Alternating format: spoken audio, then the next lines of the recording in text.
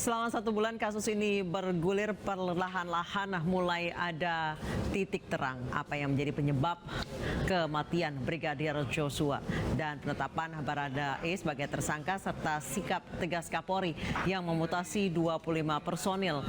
Ini perlahan-lahan membuka tabir penyebab kematian. Dan untuk mengetahui lebih lengkap lagi kelanjutan kasus ini, kita telah terhubung oleh Karopenmas Divisi Humas Polri Brigjen Pol Ahmad Ramadan dan juga pengamat sosial Devi Rahmawati. Selamat malam Pak Ahmad Ramadan. Selamat malam Kak Devi. Selamat malam. Baik, saya ke Pak Ramadan terlebih dahulu. Pak, sejauh ini kalau dari sisi kepolisian, bagaimana perkembangan penanganan kasus kematian Brigadir Joshua ini, Pak? Baik, Mbak. Jadi kasus ini adalah kasus yang dilaporkan oleh keluarga maupun kuasa hukum dari Brigadir J ke Bareskrim Polri dan ditangani oleh Direktorat Tindak Pidana Umum Bareskrim Polri.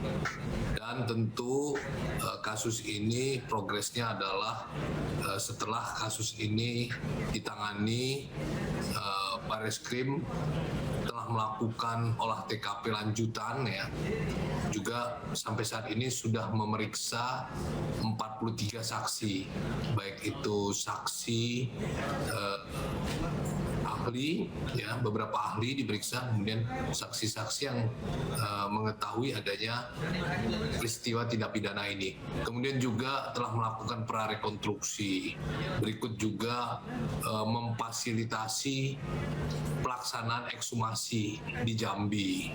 Kemudian juga telah melakukan pengujian balistik. Dan kita memastikan bahwa Komnas HAM dan Kompolnas dapat melakukan pendalaman terhadap langkah-langkah yang sudah dilakukan oleh Polri. Dan terakhir yang kita lakukan ya, telah menetapkan tersangka yaitu Baradae dengan kemarin ya dua hari yang lalu, hari Rabu tanggal 3 Agustus dengan sangkaan pasal 338 dan juga pasal 55 dan junto juga 56. Tentu proses ini tetap berlangsung ya. Kita juga tahu telah dilakukan pemeriksaan terhadap Irjen Verdi Sambo, mantan Kadipropam. Baik, perkembangan.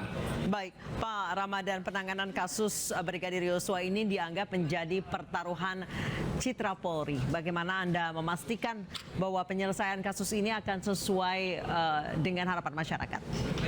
Ya, seperti kita ketahui, pimpinan Polri dalam hal ini Bapak Kapolri berkomitmen ya akan mengungkap secara tuntas ya dan secara transparan, akan mengungkap sampai terang benderangnya kasus ini ya. Diawali dengan membentuk tim khusus ya atau tim sus, di mana penanggung jawabnya adalah Bapak Wakapolri dan ketua tim khusus ini adalah Bapak Irwasum Polri ya.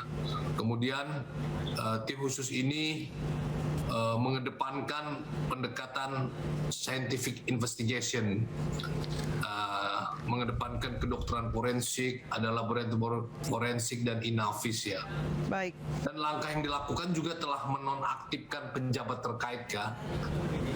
Kadipropam Polri, Karopaminal, Kapolres Jakarta Selatan ya. Kemudian juga kita memenuhi harapan daripada keluarga Brigadir J melalui PH untuk dilakukannya ekshumasi atau otopsi ulang. Baik. Kemudian kita juga telah menyatukan perkara ya, di mana kasus yang ditangani oleh Polda Metro juga kita tarik. Kemudian perlu kita ketahui, kita membuka akses seluas-luasnya kepada rekan Komnas HAM dan Kompolnas.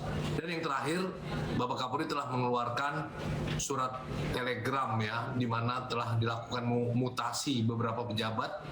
Di antaranya ada perwira tinggi Polri 3 orang, ada Kombes, Polres 5 orang, AKBP 5 orang, semuanya 25. Baik. Kira-kira itu langkah yang telah kita lakukan, dan sekali lagi proses ini tetap berlangsung. Ya, kita juga mohon dukungan kepada seluruh pihak agar kasus ini dapat terungkap dengan terang benderang. Baik, saya ke Kak Devi. Kak Devi, mengapa banyak sekali isu-isu yang bergulir dan dugaan yang belum berdasar sebenarnya atau belum berdasarkan fakta kemudian terkait kasus Brigadir Joshua ini beredar di masyarakat, terutama di media sosial? Ya, sebenarnya kasus Brigadir J ini bukan kali pertama di mana masyarakat itu membanjiri, khususnya warga digital atau netizen itu membanjiri informasi dengan hal-hal yang bukan berdasarkan fakta dan data, tapi diwarnai banyak prasangka.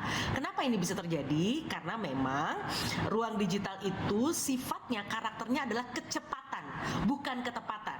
Sebuah studi misalnya menunjukkan dalam waktu 60 detik saja ada 70 juta pesan yang dikirim via WhatsApp dan Facebook misalnya. Bahkan ada sekitar 500 jam konten yang diupload di YouTube. Nah, karena masyarakat kemudian terbiasa dengan kecepatan dan mengabaikan ketepatan, sehingga dalam berbagai kasus mereka juga cenderung menjadi gegabah. Ini yang kemudian membuat banyak sekali kasus sebagaimana kasus yang sedang dihadapi ini juga mengalami di mana gulungan informasi yang viral itu justru dijadikan alat untuk menjustifikasi sebuah pembenaran yang terus-menerus disebarkan dan mengaburkan kebenarannya. Karena kalau kita bicara scientific investigation atau penyelidikan yang berbasis akademik yang kuat, itu pasti membutuhkan waktu yang tidak cepat. Ya. Ini yang kemudian membuat masyarakat kemudian buru-buru mengambil kesimpulan, dan memang karakter di ruang media sosial itu sayangnya yang sangat cepat menular adalah berita negatif.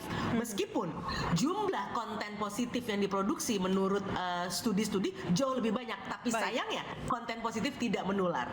Baik, saya kembali ke Pak Ahmad Ramadan. Pak Ahmad Ramadan, mengapa hingga ini salah satu pertanyaan yang banyak mencuat di masyarakat, mengapa hingga saat ini cuma Baradae, Pak, yang baru ditetapkan sebagai tersangka? Penetapan tersangka Baradae yaitu berangkat dari teori pembuktian segitiga yang meliputi antara pelaku, korban, dan kejahatan. Dan ketiganya saling berinteraksi pada suatu peristiwa di TKP. Nah, dengan berkembangnya informasi, ada 2 laporan ya atas peristiwa yang sama dari kedua pihak, maka Polri menggunakan metode scientific investigation yang menggunakan prinsip kehati-hatian dan kecermatan seperti yang Mbak Devi bilang ya. Kita bukan mau cepat, tetapi ketika nanti kita salah ya, tetapi kita tidak boleh juga mengabaikan kecermatan dan kehati-hatian ya. Proses scientific investigation ini merupakan metode ilmiah yang memiliki konsekuensi yuridis dan konsekuensi keilmuan. Proses ini tentu memiliki standar waktu ya untuk mendapatkan hasil yang objektif guna menentukan peristiwa pidana tersebut, untuk menentukan nanti siapa para pelakunya. Dan kasus ini tentu ada kendala-kendala ya, seperti kita tahu disampaikan oleh Pak Kapolri bahwa kita telah katakanlah menonaktifkan beberapa personil Polri yang terlibat untuk tidak profesional ya, juga menghalang-halangi. Ini merupakan kendala yang ada di dalam penyidikan ini. Namun tentu kasus ini tetap berjalan ya. Baik. Proses scientific investigation ini dilakukan secara profesional, namun tidak mengabaikan transparansi dan keadilan. Tetap kita lakukan. Baik, saya ke Kak Devi. Kak Devi, mungkin bisa singkat saja, apa dampak opini terhadap kasus ini yang berada di masyarakat terhadap kepercayaan publik pada institusi Polri sendiri? Ya, yang pasti akan berbahaya adalah ini akan muncul praktek yang dinamakan cancel culture gitu ya. Upaya pemboikotan bukan hanya pada individu tapi juga pada institusi yang sayangnya tidak berbasis kebenaran. Ini satu proses yang sekarang juga menjadi diskursus atau diskusi yang sangat tajam di banyak negara karena banyak sekali kemudian orang-orang yang tidak bertanggung jawab mengendarai praktek ini sehingga orang-orang yang tidak bersalah kemudian mendapatkan penghukuman, penghakiman di ruang digital yang jauh dari fakta kebenaran berbasis saintifik maupun hukum. Baik, saya ke Pak Ahmad Ramadan, mungkin boleh singkat Bapak, harapannya terkait penanganan kasus ini, berarti ini adalah salah satu janji kepolisian untuk membuat kasus ini menjadi terang benderang ya Pak ya? Ya, harapannya adalah penanganan kasus ini akan mewujudkan rasa keadilan ya.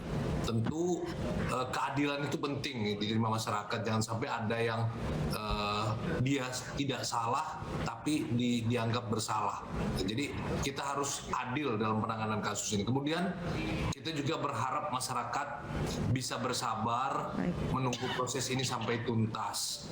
Nah, janji kami, janji Polri bahwa kasus ini akan kita ungkap secara terang benderang. Siapapun pelakunya pasti akan ditindak sesuai dengan proses perundang-undang hukum yang berlaku. Kemudian kita meminta juga media turut memberikan edukasi dan juga memberikan informasi secara objektif dan seimbang. Itu harapan dari kami juga. Baik, terima kasih Pak Brigjen Pol Ahmad Ramadan, Karopenmas Divisi Humas Polri, dan Kak Devi Ramawati, pengamat sosial, telah bergabung bersama kami di iNewsroom. Selamat malam.